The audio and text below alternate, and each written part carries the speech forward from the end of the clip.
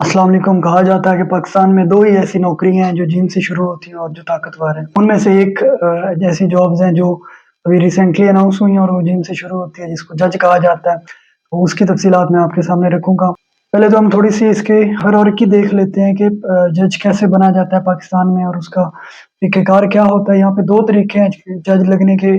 Firstly जो paper के बाद होते हैं और एक या 2 तरीके ऐसे हैं फर्दर जो बगैर इम्तिहान के होते हैं। पहला तरीका जिसकी अनाउंसमेंट हो चुकी है सिविल जज कम मजिस्ट्रेट की, जो कि सबसे पहले 17 ग्रेड से इसकी स्टार्ट होता है। बीएस 17 में इसको इसकी एलोकेशन होती है। इसकी पोस्ट अनाउंस कर दी गई है जिसकी लास्ट डेट 22 मई है। उसके अलावा सेशन जज की भी पोस्ट जो है वो अनाउंस कर दी गई जिसकी भी लास्ट डेट 22 मई है। इन दोनों में 3% जो है वो डिसेबल कोटा है और 5% माइनॉरिटी के लिए कोटा रखा गया। बाकी ओपन मेरिट है फॉर पंजाब। सबसे पहले अगर मैं बात करूं तो जो पहला इम्तिहान होता है वो सिविल जज का होता है। वो 17 ग्रेड की पोस्ट होती है और इसके लिए जो रिक्वायरमेंट है वो पहली रिक्वायरमेंट डिग्री की कंप्लीशन है और उसके साथ-साथ एज लिमिट है जो कि 22 साल से लेके 35 साल के अंदर-अंदर कैंडिडेट की एज होनी चाहिए और 2 साल एनरोलमेंट ईयर चाहिए कि जब जैसे ही कैंडिडेट का लॉ कंप्लीट होता है, उसकी किसी बार में रजिस्ट्रेशन होती है, लॉ, कैट वगैरह सारा प्रोसीजर कंप्लीट होता है, उसका लाइसेंस आए हुए उसको 2 साल हो चुके होने चाहिए। ये रिक्वायरमेंट है बेसिक जो कि एक सिविल जज के इम्तिहान देने के लिए है। सिविल जज का सिलेबस आपके सामने है जो आपने मुख्तलिफ पेपर्स तैयार करने हैं, मुख्तलिफ चीज़ों को तैयार करके आपने उसका रिटन अटेम्प्ट करना है। रिटन के बाद फिर बाकी टेस्ट होते हैं और एंड पे फिर इंटरव्यू होता है। जो भी कोई एलोकेटेड सिविल जज होंगे वो उनको तमाम फील्ड्स पे कमांड होंगी।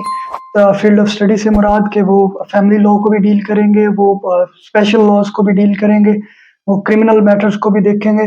सो सिविल जज कम मजिस्ट्रेट का ये मतलब है कि जहाँ पे भी उनकी पोस्टिंग होगी, वहाँ के सेशन जज साहब जो हैं वो उनकी सवाबदीद है कि उनको किस तरह का उन शख्सियत से काम लेना है। तो उस हिसाब से फिर उनको वो जो भी कोई ओहदा होगा वो सिविल जज का दे दें, मजिस्ट्रेट का दे या कोई स्पेशल लॉ, फैमिली लॉ, किसी भी कोर्ट का उन्हें किसी भी कोर्ट की उन्हें ज़िम्मेदारी सौंप दें। तो ये वहाँ के उस जो ज़िला होता है उसके जो जज होता है उसकी ज़िम्मेदारी होती है। इसके बाद बात करते हैं सेशन जज की, जिसके लिए एज लिमिट 35 साल से लेके 45 साल है और 10 साल की बेसिक रिक्वायरमेंट रखी गई है हाई कोर्ट का वकील होते हुए। उसका इनिशियल जो है वो 10 साल हो चुके होने चाहिए कि वो हाई कोर्ट का उनके पास लाइसेंस होना।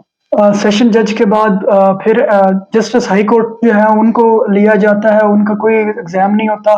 वो रिकमेंडेशन होती है मुख्तलिफ इदारों की जिनके लिए एज लिमिट जो है वो 45 से लेके आगे ऑनवर्ड होती है उनकी रिटायरमेंट तक।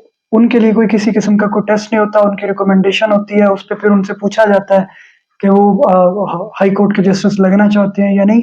फिर अगर वो उनकी कंसेंट हो तो उनका फर्दर प्रोसेस और चीज़ें होती हैं। आपको एक इंटरेस्टिंग फैक्ट बताता चलूँ इस लॉ की फील्ड का। ये एक वाहिद ऐसी डिग्री है जिसमें आप जितना उम्र रसीदा होते जाएँगे, एक्सपीरियंस्ड पर्सन होते जाएँगे, बूढ़े होते जाएँगे, इसमें इंसान की वैल्यू बढ़ती जाती है। जबकि बाकी सिविल सर्वेंट जो जितनी भी डिफरेंट पोस्ट होती हैं उसमें आप जितने भी एजेड होते जाएँगे आपकी एलिजिबिलिटी में आप कम होते जाएँगे और आप अप्लाई नहीं कर सकते।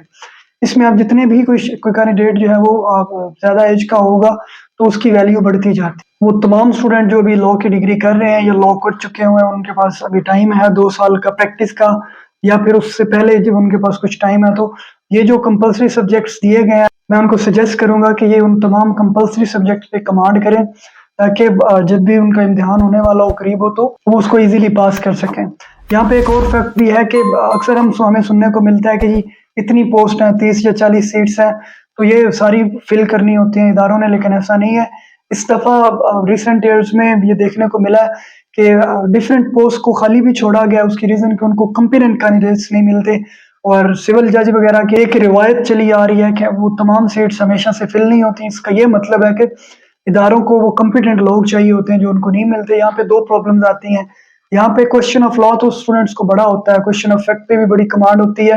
लॉ के रिलेटेड तमाम सब्जेक्ट को स्टूडेंट ने प्रिपेयर किया होता है कैंडिडेट्स ने, बट जो जनरल सब्जेक्ट इंग्लिश है या बाकी जो उन्होंने कंपल्सरी में सब्जेक्ट्स ऐड किए हुए हैं वो सब्जेक्ट उस पे स्टूडेंट की कमांड नहीं होती, जिसकी वजह से उसको फेल कर दिया जाता है और उसकी एलोकेशन नहीं हो पाती। तो इन कंपल्सरी सब्जेक्ट की अच्छे से तैयारी करने का बहुत सारा फायदा होता है एक लॉ स्टूडेंट को। वो अपनी फील्ड में जाके फर्दर ड्राफ्टिंग में या जो आगे उसमें फर्दर जो राइट अप करने होते हैं उसमें उसको बड़ी आसानी होती है और उसकी बहुत अच्छी कमांड होती है।